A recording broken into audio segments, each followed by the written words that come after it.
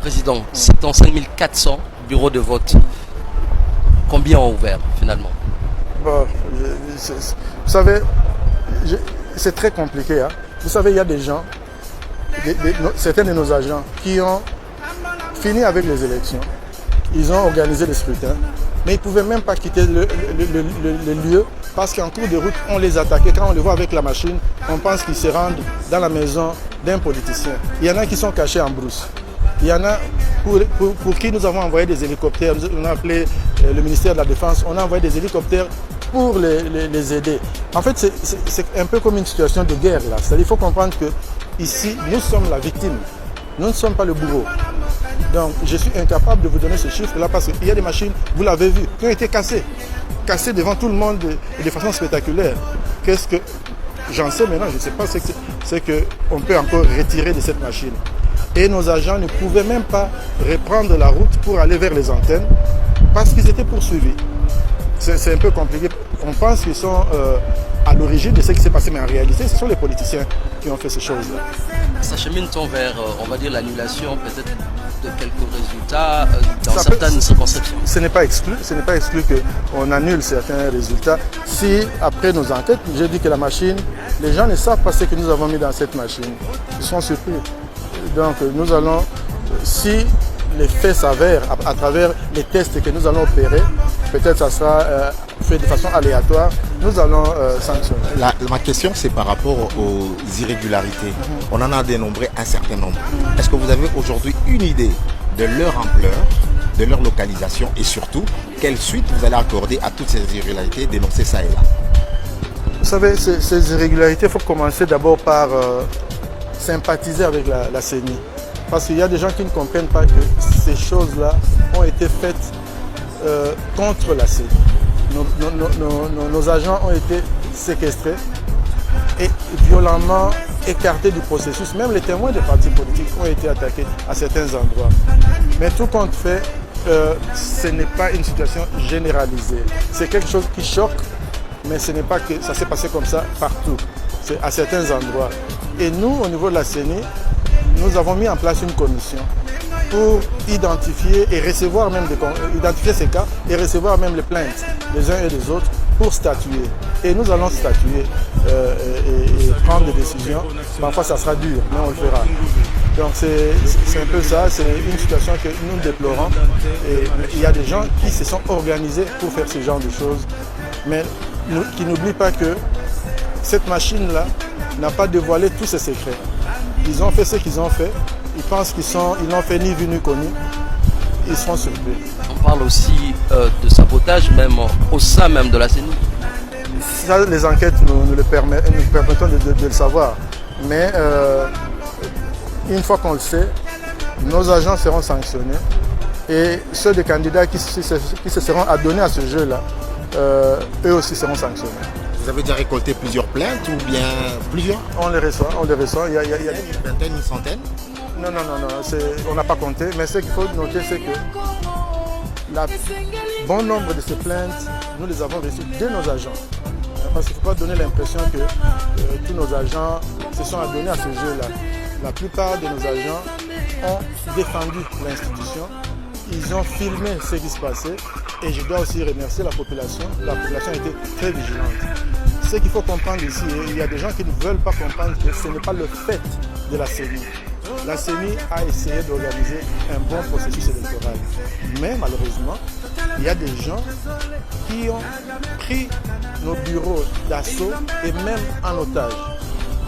Évidemment, ils ont même été plus forts que les forces de sécurité qui parfois n'étaient pas armées.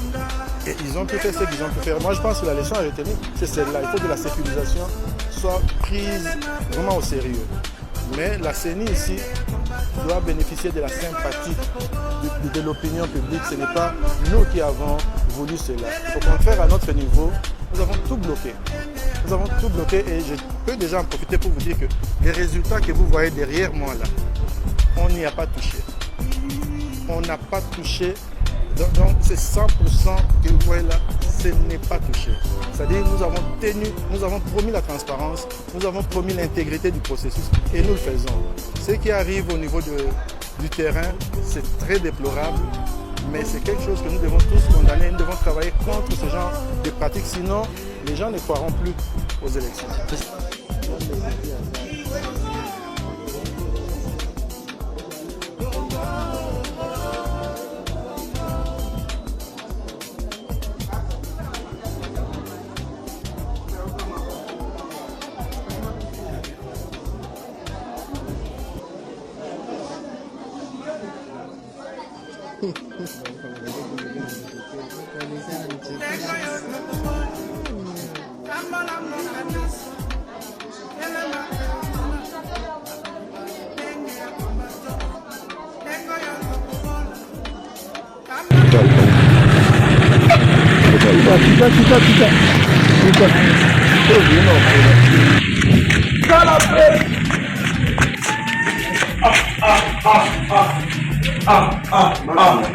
Olha, kangi bangu te.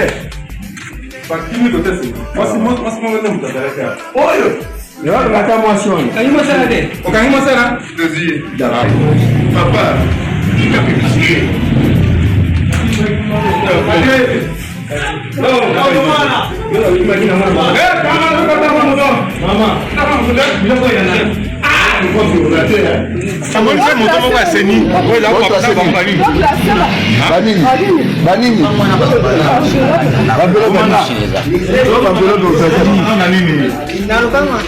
On a 7e place, Bazou.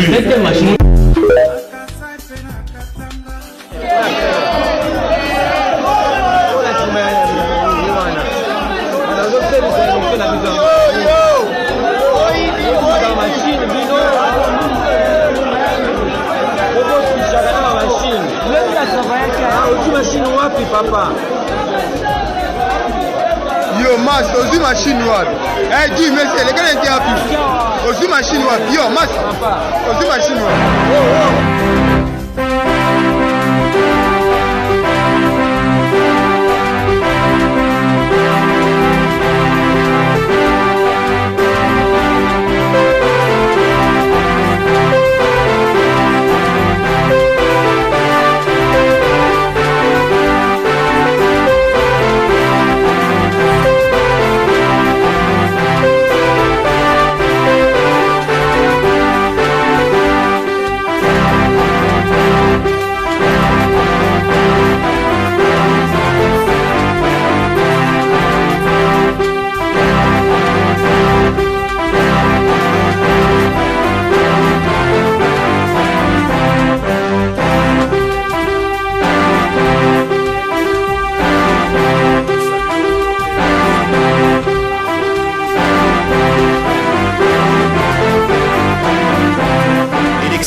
En RDC, un expert belge en informatique, Laurent Delvaux, s'est suicidé à Kinshasa.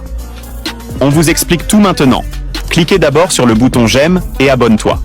Un expert belge en informatique, Laurent Delvaux, s'est suicidé à Kinshasa où il soutenait la mission européenne d'observation des élections congolaises. Sa chute mortelle depuis le 12e étage d'un hôtel a été confirmée par des sources diplomatiques et une enquête est en cours. L'Union européenne, déployant 8 observateurs pour les élections en République démocratique du Congo, a exprimé ses condoléances, soulignant que l'incident tragique était en cours d'investigation.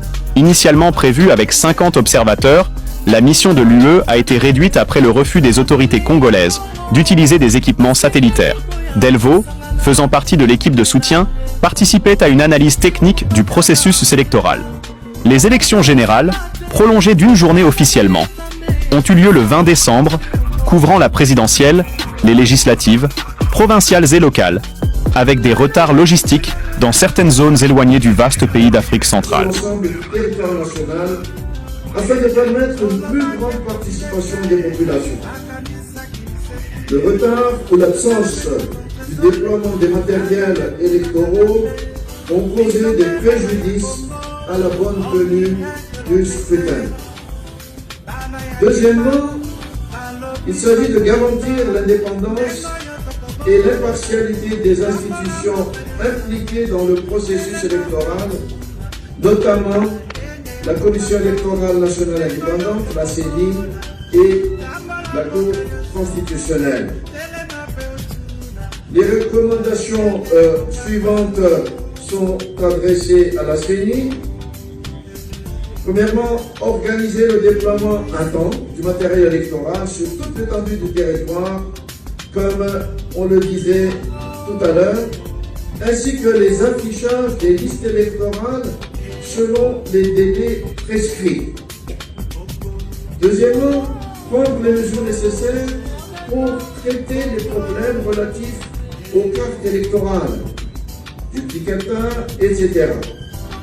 Troisièmement, prendre les mesures nécessaires pour traiter les dérogations lors des opérations de vote.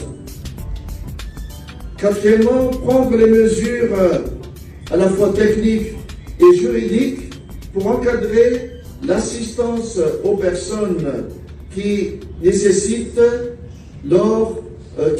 cette assistance lors du vote. Ensuite, prendre les mesures nécessaires pour la sécurisation des matériels de vote lors de leur déplacement. Organiser un processus transparent de dépouillement des résultats. Ensuite, proclamer les résultats détaillés par circonscription ou province en temps réel.